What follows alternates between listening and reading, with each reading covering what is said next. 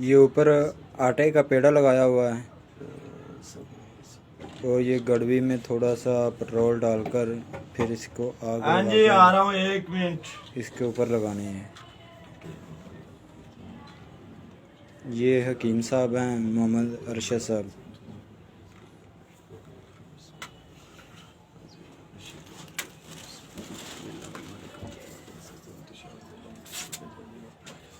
सीधा हो चाचा।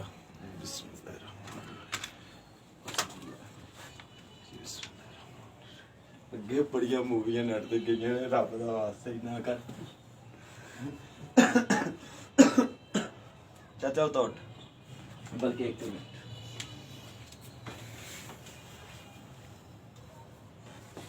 ढिला छड़ दे, ढिला छड़ दे, मैं जान दे पीछे थले रख हड्डी तो ढिला छड़, तू ना चुक।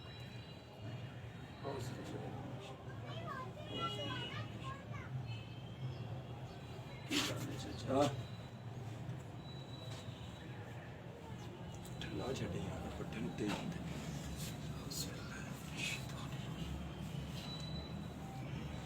ये हकीम साहब पट्ठे चेक कर रहे हैं अपने हथां दे नॉलेज ते। उधर उठ के दर्द चेक इधर ये पीछे गड़वी लगी हुई है जो आटे के पेड़े के साथ लगाई थी। दौड़े पैर पाँव को हाथ लगाएं,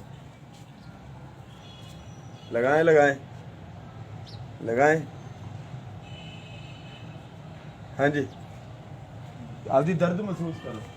शाला वो मेहमान है उत्थे दे दे भाई, चाह दे ना।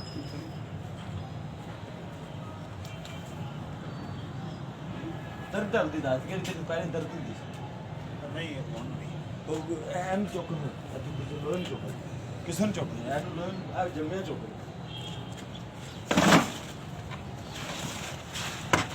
ये देख एन यार चुक पता लग गया तेन सानू पता लग गया दर्द दिवी के लिए दिवी यार बड़ी वजन चुक रहे ने, महसूस कर रहे हैं दर्द हैगी कि गैब हो गई। साडा वीर है मोरियां दा मसला सी लेके आया ते तू हां जी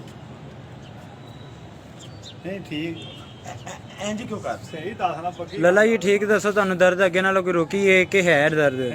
दर्द रुक गई है, दर्द रोक गई है। मोरियां दा मसला सी हां ਜਿਹਦੇ ਡਾਕਟਰ ਜਵਾਬ ਦੇ ਦਿੰਦੇ ਨੇ। दर्द रुक गई ਇਹ ਸਾਰੀ ਰੱਬ ਦੀ ਦੇਣ ਹੈ ਜਿਹੜੀ ਹਕੀਮ ਅਰਸ਼ਦ ਸਾਹਿਬ ਨੂੰ ਅੱਲਾਹ ਪਾਕ ਨੇ ਇਨਾਇਤ ਕੀਤੀ ਕਿ 5 ਮਿੰਟਾਂ ਦੇ ਵਿੱਚ ਵਿੱਚ ਮੋਰਿਆਂ ਦਾ ਮਰੀਜ਼ ਜਿਹੜਾ ਆਪਣੇ ਪੈਰਾਂ ਤੇ ਖੜਾ ਹੋ ਕੇ ਵਜ਼ਨੀ ਚੀਜ਼ ਜਿਹੜੀ ਮਰਜ਼ੀ ਚੁੱਕ ਸਕਦਾ ਹੈ। ਜਿਹੜੇ ਡਾਕਟਰ ਜਵਾਬ ਦੇ ਦਿੰਦੇ ਨੇ ਕਿ ਮਰੀਜ਼ ਤੁਹਾਡੇ ਸਾਹਮਣੇ ਖੜੇ ਨੇ, ਗੜਵੀ ਤੁਹਾਡੇ ਸਾਹਮਣੇ ਲੱਗੀ ਹੈ, ਕਿ ਖੁਦ ਉਹ ਕਹਿ ਰਹੇ ਨੇ ਕਿ ਮੈਨੂੰ ਦਰਦ 2 ਮਿੰਟਾਂ ਦੇ ਅੰਦਰ ਅੰਦਰ ਮੇਰੀ ਦਰਦ ਗਾਇਬ ਹੋ ਗਈ ਹੈ, ਮੈਂ ਵਜ਼ਨੀ ਚੀਜ਼ ਵੀ ਚੁੱਕ ਸਕਣਾ, यानी कि मैंने कोई दर्द नहीं रह गई, मैं बिल्कुल सेहत तंदुरुस्त और फिटनेस के विच आ चुका हूँ। ये आपके सामने खड़े हैं। और कोई दर्द महसूस हो रही या किसी किस्म का कोई मसला हो रहा है? दर्द तो सारी गैब हो गई। चलो अल्लाह पाक तंदुरुस्ती देवे। कहते ने पीर का अमल नहीं होंदा, यकीन का अमल होंदा है।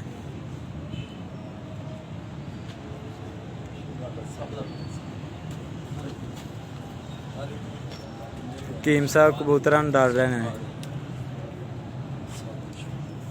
चाचा बैठ का बैठ का मर जिवें दर्द हुंदी उंज कर।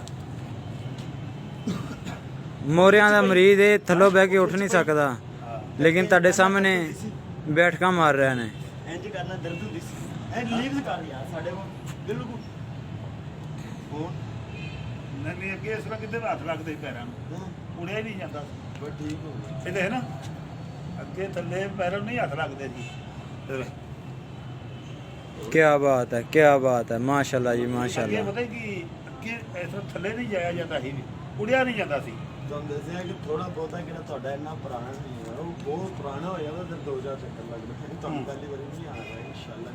ਆ ਭਾਈ ਨੂੰ ਆ ਵੇ ਲੋ ਭਾਈ ਤੁਹਾਡੇ ਵਾਲੇ ਸਾਹਿਬ ਦਾ ਦੂਸਰਾ ਚੱਕਰ ਇੱਕ ਉੱਥੇ ਮੇਰੇ ਕਸੂਰ ਇੱਕ ਇੱਥੇ ਸਿਰਫ ਤੇ ਉਹ ਵੀ ਇੱਕ ਉਹਨਾਂ ਚੱਕਰ ਲਾਇਆ। ਮੈਂ ਕਿਹਾ 15 ਦਿਨਾਂ ਬਾਅਦ ਬਹਾਨਾ, ਉਹ 2 ਮਹੀਨੇ ਬਾਅਦ ਆਏ ਫਿਰ ਲੰਚ ਬਾਅਦ ਫਿਰ ਇਹਨਾਂ ਨੂੰ ਲੈ ਕੇ ਆਇਆ ਵੀ ਸੈੱਟ ਮਾਸ਼ਾਅੱਲਾ ਹੁਣ ਤੁਹਾਡੇ ਸਾਹਮਣੇ ਸੈੱਟ ਹੋ ਗਿਆ ਹੈ ਕਿ ਨਹੀਂ? यार पिछले 5 दिन पहले आया था, मैं डेग गया था, मेरे बहुत ही गंदी जॉब करने के लिए। मैं डेग गया था, बहुत ही गंदी।